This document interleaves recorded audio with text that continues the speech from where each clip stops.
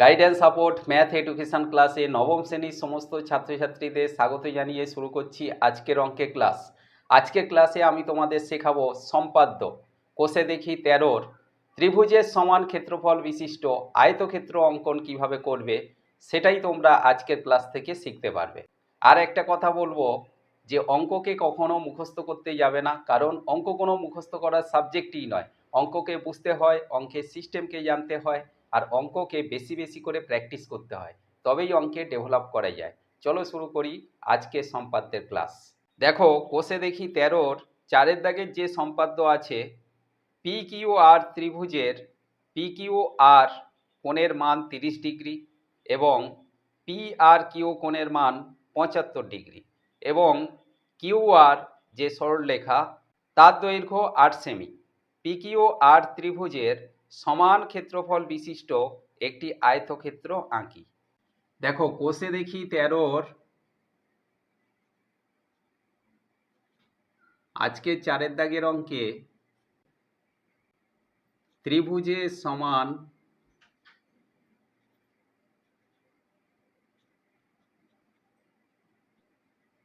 ক্ষেত্রফল বিশিষ্ট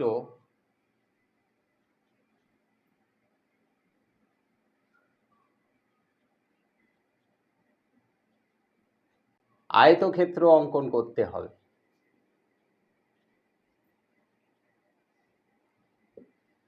তাহলে এই যে ত্রিভুজের সমান ক্ষেত্রফল বিশিষ্ট আয়তক্ষেত্র, এর অর্থ কি না, প্রথমে আমাদের ত্রিভুজ অঙ্কন করতে হবে। এই ত্রিভুজ অঙ্কন করার জন্য আমাদের 3টে কন্ডিশন দেওয়া আছে। প্রথমে আছে 8 সেমি একটা সরলরেখা। এই 8 সেমি সরলরেখা স্কেল ও পেন্সিলের সাহায্যে এইভাবে আমরা একটা 8 সেমি দৈর্ঘ্যের সরলরেখা অঙ্কন করে নেব। এই সরলরেখার নাম কিউ আর।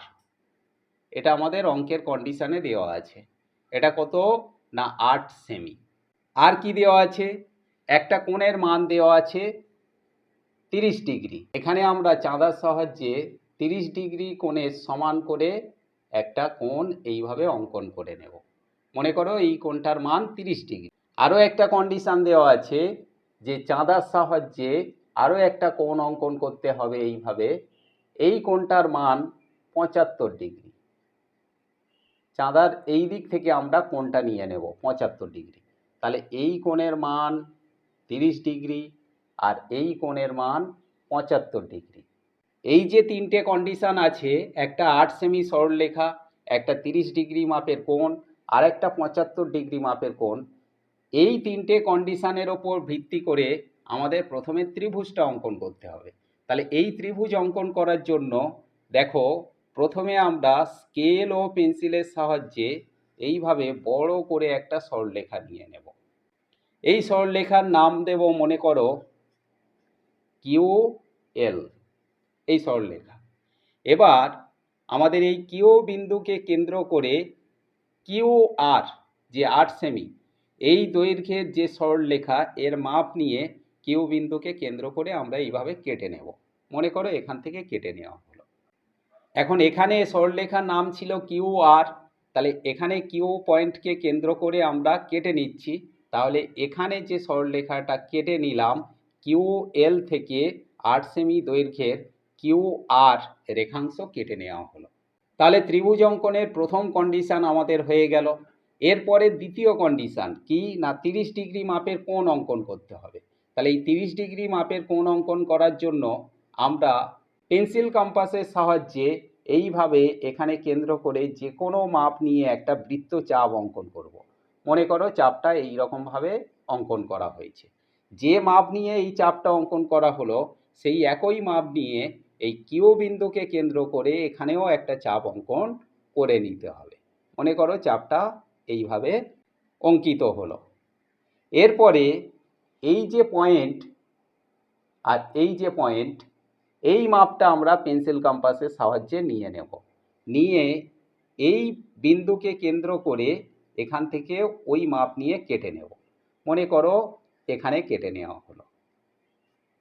এখন এই যে বিন্দু বা পয়েন্ট আর এই যে পয়েন্ট, এইটা আমরা স্কেল পেন্সিলের সাহায্যে এইভাবে টেনে দেব।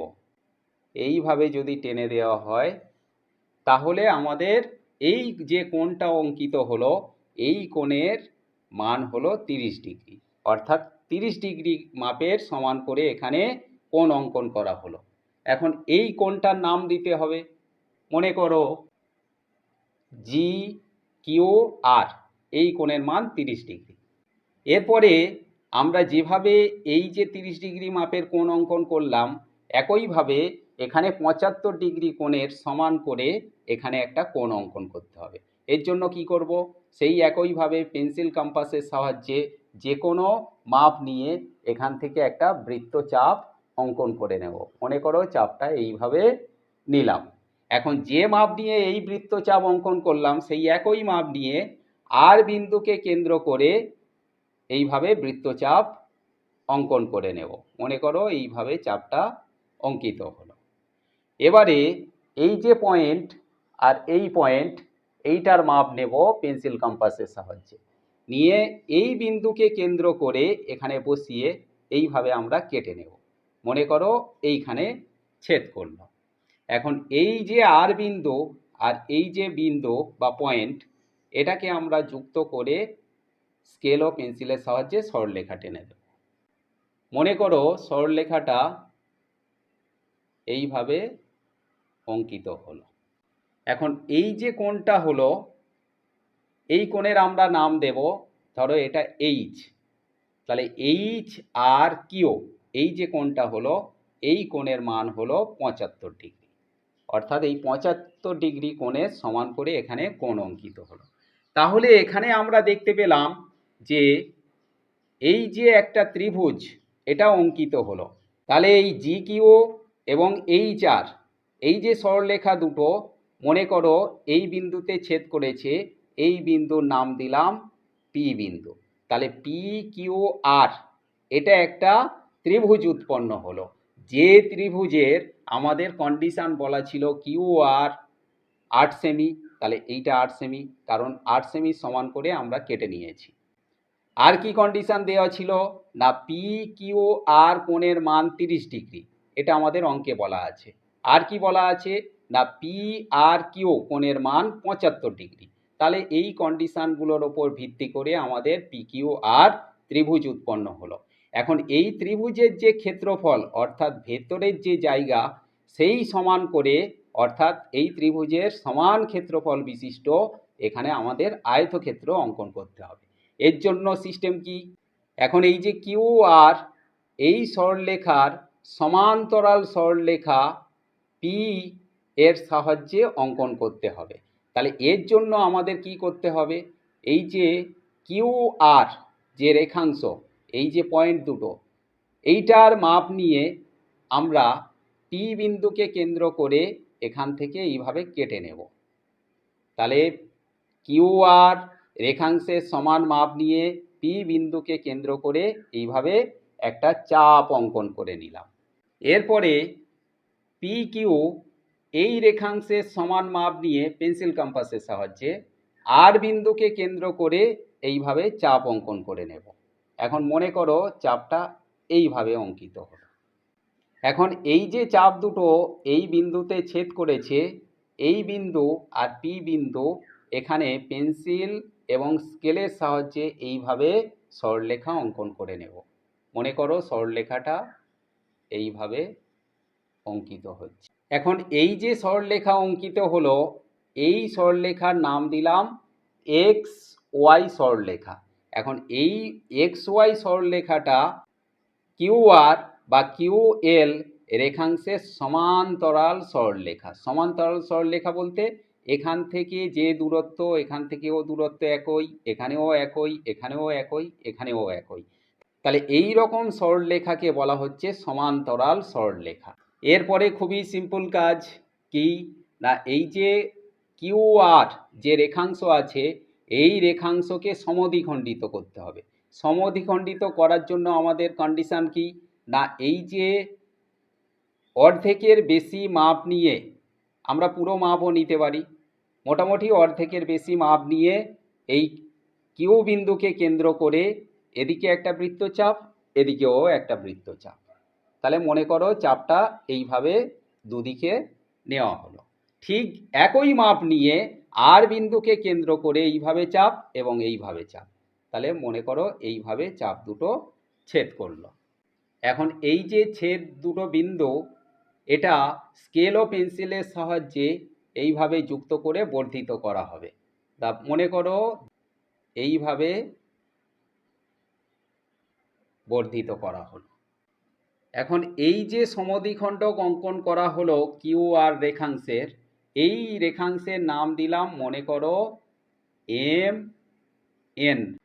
এই এম এন যে রেখাংশ, এই রেখাংশ কিউ আর রেখাংশকে মনে করো এস বিন্দুতে, এই বিন্দুর নাম এস বিন্দু, এবং এক্স ওয়াই সরলরেখাকে এখানে যে ছেদ করেছে এই বিন্দুর নাম দিলাম আমরা টি বিন্দু। তাহলে এখানে টি বিন্দু এবং এখানে এস বিন্দুতে ছেদ করেছে। কে ছেদ করেছে? না কিউ আর যে রেখাংশের সমদ্বিখণ্ডক রেখাংশ, সেইটা কিউ আর সরলরেখাকে এস বিন্দুতে এবং এক্স ওয়াই সরলরেখাকে টি বিন্দুতে ছেদ করেছে। তাহলে এই যে ছেদ করার জন্য আমরা জানি এই সরলরেখার ওপর বা এই সরলরেখার ওপর এটা লম্ব অঙ্কন হয়েছে। তাহলে লম্ব অঙ্কন হলে এই যে কোণ উৎপন্ন হয়েছে এই কোণটার মান হবে 90 ডিগ্রি বা সমকোণ। আবার ঠিক একইভাবে এখানে যে কোণ উৎপন্ন হয়েছে এই কোণের মানও হবে 90 ডিগ্রি বা সমকোণ। এরপরে খুব সিম্পল একটা কাজ করতে হবে, এই যে এস আর এই মাপ নিয়ে পেন্সিল কম্পাসের সাহায্যে টি বিন্দুকে কেন্দ্র করে এখান থেকে কেটে নিতে হবে। মনে করো আমরা এইভাবে কেটে নিলাম।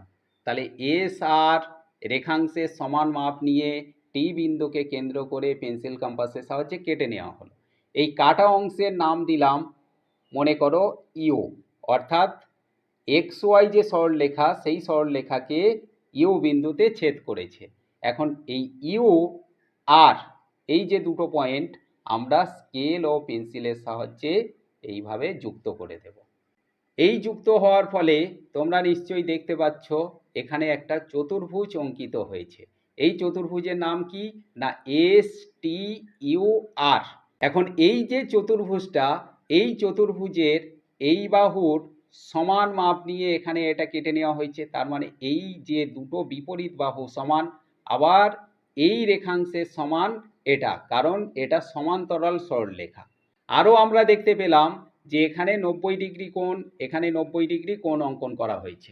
তাহলে আমরা এখানে দেখতে পেলাম যে একটা চতুর্ভুজের বিপরীত বাহুগুলো সমান এবং কোণগুলো সমকোণ। সেই জন্য এই যে এস টি ইউ আর এই চতুর্ভুজটা আসলে একটা আয়তক্ষেত্র। তাহলে এই যে চতুর্ভুজ বা আয়তক্ষেত্রটা উৎপন্ন হলো এটা কি? না পি কিউ আর ত্রিভুজের সমান ক্ষেত্রফল বিশিষ্ট এস টি ইউ আর আয়তক্ষেত্র। তাহলে আমরা এখানে অতএব দিয়ে লিখব যে P Q R, P Q R ত্রিভুজ, এই ত্রিভুজ এর সমান ক্ষেত্রফল বিশিষ্ট, সমান ক্ষেত্রফল বিশিষ্ট কি হয়েছে? এটা একটা আয়তক্ষেত্র হয়েছে। তাহলে আয়তক্ষেত্রের নাম কি?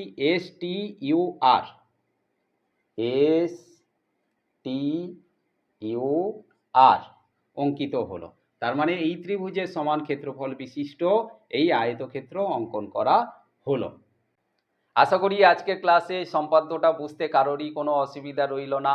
আর এমন সব অঙ্কের ভিডিও পাওয়ার জন্য অবশ্যই গাইড অ্যান্ড সাপোর্ট চ্যানেলটিকে সাবস্ক্রাইব করে সঙ্গে থেকো। সবাই ভালো থেকো, সুস্থ থেকো। দেখা হচ্ছে পরবর্তী ক্লাসে।